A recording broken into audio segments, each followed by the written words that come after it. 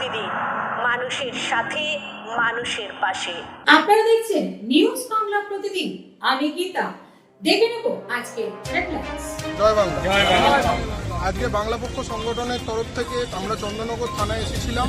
আপনারা জানেন যে গতকাল উমেশ যাদব নামে এক বহিরাগত গুন্ডা এবং তার পরিবারের 4 জন মিলে আমাদের বাঙালি ভাই, এই যে এখানে লেখা আছে সুপ্রিয় সাঁতরাকে চন্দননগর হসপিটালের সামনে নৃশংসভাবে পিটিয়ে খুন করে এবং সেই ভাই আমাদের মারা যায় বহিরাগত গুন্ডাদের নৃশংস আক্রমণের ফলে। আমরা তার বিরুদ্ধে আজকে চন্দননগর থানায় এসেছিলাম।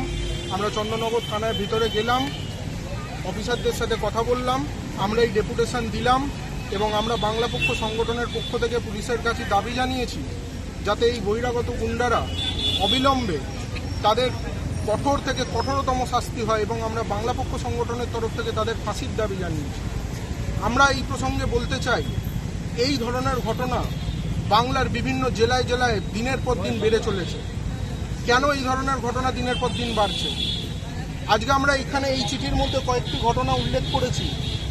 আজকে আমরা এই যখন এখানে লাইভ ভিডিও করছি, এই সময় কিছুক্ষণ আগে সিঙ্গুরে একজন বাঙালি আরপিএফকে, একজন বাঙালি হকারকে একজন বহিরাগত আরপিএফ ট্রেন থেকে ফেলে দিয়ে খুন করে।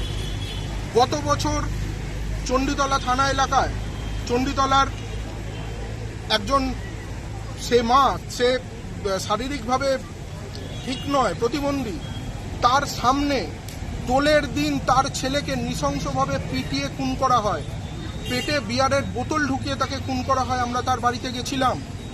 তার আগের বছর উত্তরপাড়ার মাখলায় কয়েকজন বহিরাগত মিলে রাত্রির বেলা মদের নেশায় বেপরোয়াভাবে বাইক চালিয়ে একজন বাঙালি বৃদ্ধ একজন বাঙালিকে খুন করে। তার আগে আমাদের রিসরার বারুজীবিতে কানাইপুর পুরসভার মধ্যে একই ধরনের একটি খুনের ঘটনা আমরা দেখেছিলাম। এছাড়াও গত 2021 সালে ভোট চলাকালীন কোন্নগরে একটি আসনে একটি বাঙালি মেয়েকে টেনে হিঁচড়ে হোলির দিন বাড়ি থেকে বের করে তাকে রং মাখায়, তার শ্লীলতাহানি করে। তার জন্য আমরা থানায় গেছিলাম, অভিযোগ জানিয়েছি।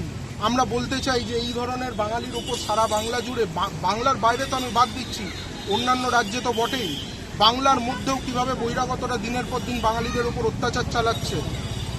আমরা পুলিশকে বললাম যে আপনারা এইসব বিষয়ে ব্যবস্থা নিন।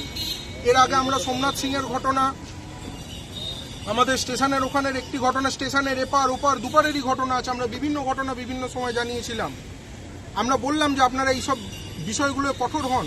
বহিরাগতরা এইভাবে দিনের পর দিন বাঙালিদের ওপর অত্যাচার চালাবে, এটা মেনে নেওয়া যায় না। কোনো বাঙালি বাইরে গিয়ে কোনো সেখানকার ভূমিপুত্রের ওপরে এইভাবে অত্যাচার চালাতে পারে না। আজকে আপনি ভাবুন তো, বিহারে কোনো 4 জন 5 জন বাঙালি মিলে কোনো একজন সেখানকার লোককে পিটিয়ে খুন করেছে খালি হাতে, এটা আপনি ভাবতে পারেন? অথচ বাংলায় আজকে এই জিনিসটা ঘটছে। তাই জন্য আজকে আমরা বাংলার সকল বাঙালিকে বলবো, বাঙালি হিসেবে ঐক্যবদ্ধ হন, এক হন, যাতে এই বহিরাগতরা আগামী দিনে কোনো বাঙালির গায়ে হাত দেওয়ার আগে ভয় পায়, 10 বার ভাবে, সাহস যেন না হয়। এবং পুলিশ প্রশাসনকে ধন্যবাদ জানাই যে তারা এই খুনের ঘটনার সঙ্গে সঙ্গে এই 5 জন ক্রিমিনালকে গ্রেপ্তার করেছে এবং তারা জানিয়েছেন যে তারা উপযুক্ত ব্যবস্থা নেবে। এখনকার মতো এখানে শেষ করছি। জয় বাংলা।